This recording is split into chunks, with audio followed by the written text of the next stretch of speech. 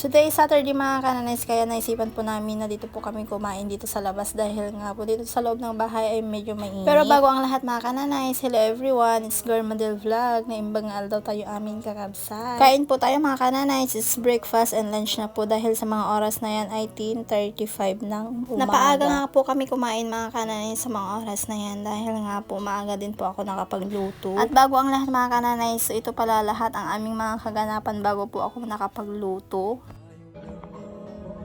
Mag-iihaw ako ng tilapia. Wow! Ato no ni mama titilapia tatanga bigat. Ano?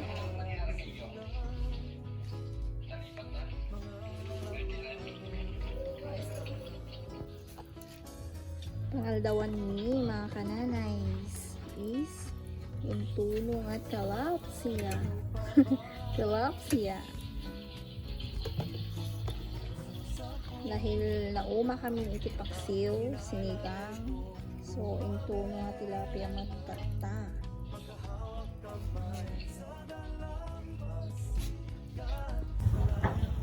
Habang ang tuntunan mga kananays, bisitahin tayo dahil yung mulak na munggo.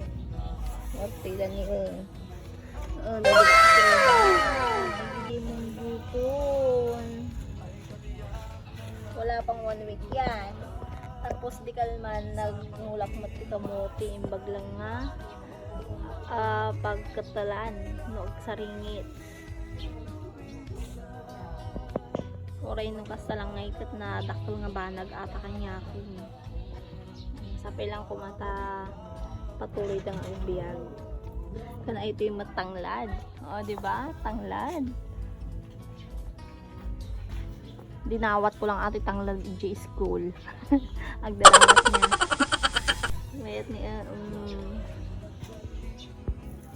Nagimasan na. Ulam po namin to. Nagagat nga gluto ti si dami inaldaw mang kananays. Ayan yung ulam namin tilapia. Sausaw mi ti bagoong nga da kalamansina.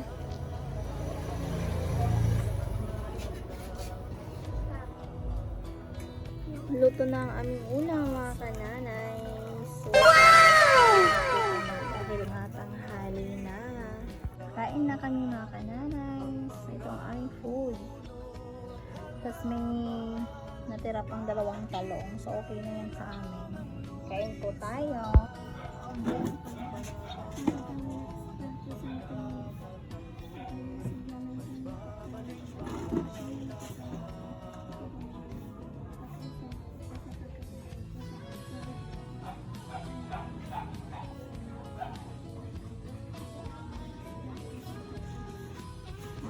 Nung nakapag-pray na nga yung anak ko mga kananays, ay nagsimula na nga po kaming kumain. Ito na nga sinimulan na ang aking mga anak mga kananays, pero ako naman ay tulo pa rin po ako sa paglalagay ng hot sauce. Gusto ko kasi mga kananays, pag inihaw na bangus or tilapia ang aming ulam, isasawsaw po nan sa bagoong at may sukay. Gusto ko po yung maanghang. At ito na nga mga kananays, ay pinakita ko nga pa pala sa inyo yung aming food. Simpleng ulam lang po namin dito sa province. Masaya na kami pag ganito lang ang aming ulam mga kananays, ay okay na sa amin. At kung ano man po yung pagkain na nasa harapan po namin mga kananays, hindi po kami namimili. Tulad nga ng sabi ko sa inyo mga kananays, nung mga nakaraang video namin ay 3 lamang po kami dito sa bahay. Kaya okay na po kami sa ganitong ulam namin at simple lang. Ang mahalaga naman mga kananays ay nakakain tayo ng 3 beses sa isang araw. At may kunting ulam na pagsalu-saluhan po namin. At syempre hindi naman po namin mauubos yung 4 na tilapia. At kung sino man po yung magugutom sa amin mga kananays ay kakain na lang or uulamin na lang nila mamaya. Dahil nga po tulad ng sabi ko sa inyo mga kananays ay maaga pa lamang dyan is 10:35 ng umaga ay kumain na kami ng lunch namin. Bago na naman po matapos ang aming video mga kananays, don't forget to share and like. Don't forget to subscribe my YouTube channel. Thank you for watching everyone. God bless. At syempre kumuha na rin po kayo ng iyong pagkain mga kananays para sabayan nyo na naman po kaming kumain ngayong tanghali. Para sabay-sabay na po tayong kumain ngayong tanghali mga kananays. Kain po tayo and thank you ulit po sa inyong panonood.